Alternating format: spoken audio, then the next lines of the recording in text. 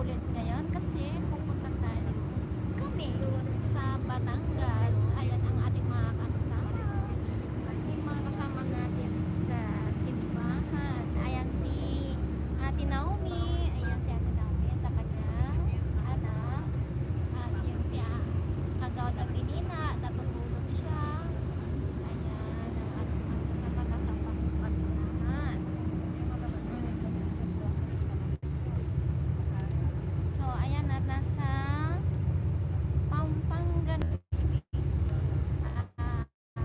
sa simbahan po ito.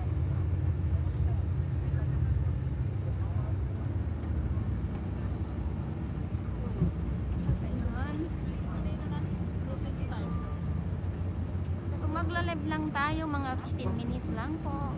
Depende po kung maraming manonood sa atin at siyempre tuloy-tuloy lang po tayo magla-live. Kaya lang ay hindi ko na-i-charge ang aking cellphone at medyo nasa 50% na lang yung kanyang battery.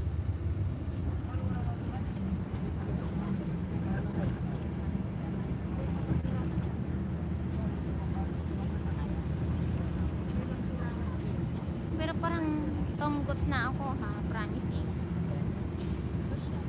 Give thanks with a grateful heart. Give thanks to the Holy One. Give thanks because it's given Jesus Christ. His Son. And now let the Hi, good morning. Please don't forget to like my live and please don't forget to subscribe. This is Bianca Queen Mix Vlogs. Today I am live. I'm going to the place where we're going to the place that there is a very popular church. Oh, there is a very big moon outside. Look. Oh, cannot see. Nag-i-English ako ate. Nag-spoken ng daray mga kausap ko. So, ayun. Oh, there is a very big moon.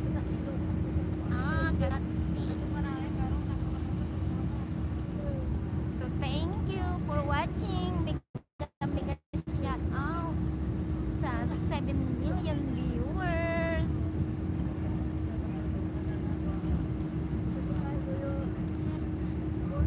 Ayan. Hello, good morning. Good morning everyone. I'm going to Batangas province where is the very popular church out there. And we will going to pray rosary out there. So I am not alone. I have a companion. Here we are inside the bus, a big bus, and it's a tourist bus. Yeah. Please don't forget to like and subscribe my channel. It's been a long time I didn't go online because I was being busy of my work.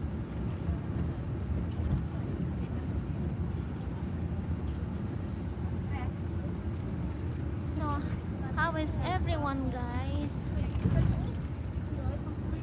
Teka lang at i-share natin yung ating live sa ating YouTube channel.